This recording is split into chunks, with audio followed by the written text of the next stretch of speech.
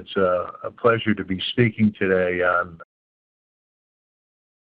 a very important topic, certainly often overlooked in the conduct of clinical trials, but state laws are very important, and the right of states to also regulate clinical trials is well established in 21 CFR 50, subsection C.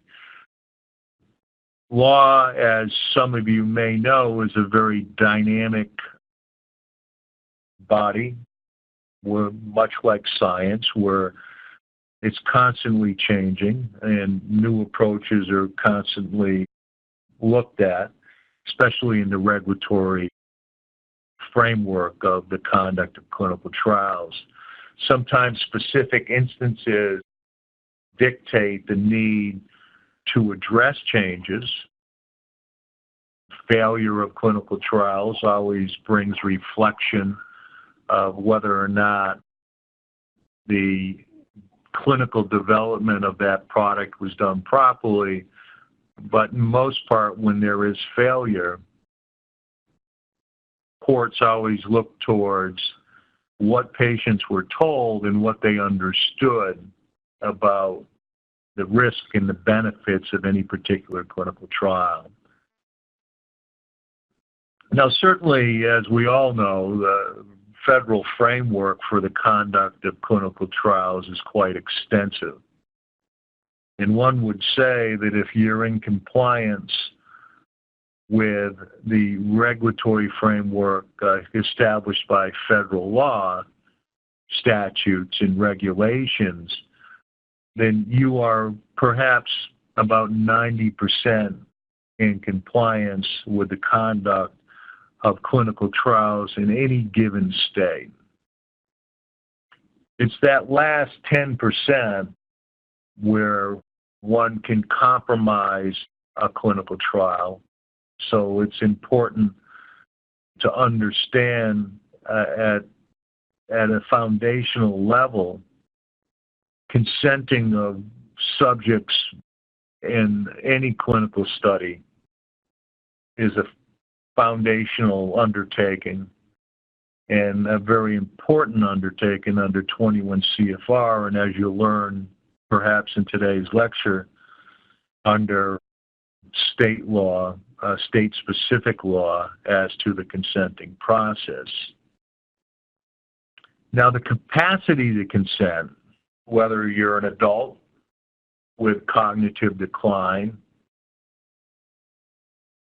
whether you're a minor that is overseen by your natural guardians being your parents, or your appointed guardians being court-appointed guardians for perhaps special need children, children without living parents, or children that have significant disabilities, whether it be learning disabilities or cognitive disabilities.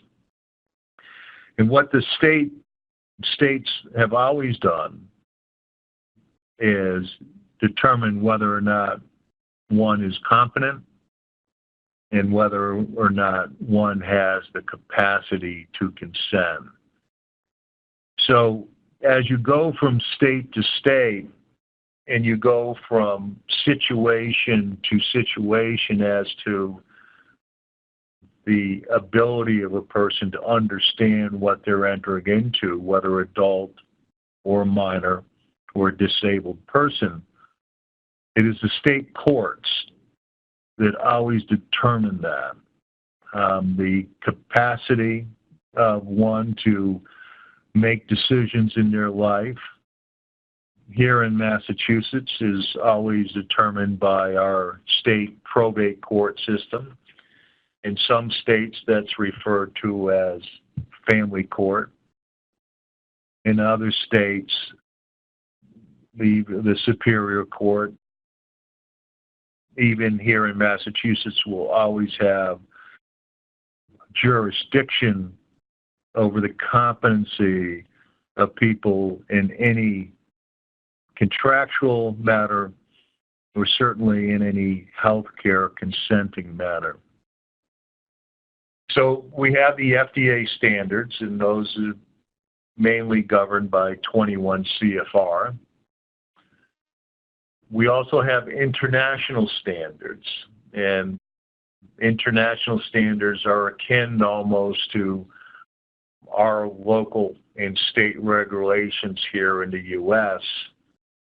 When you go from country to country in Europe, and that's where most of my experience is in the conduct of clinical trials in a foreign area, different countries will have different requirements, not only for consenting purposes, but also for insurance and the conduct of clinical trials by principal investigators.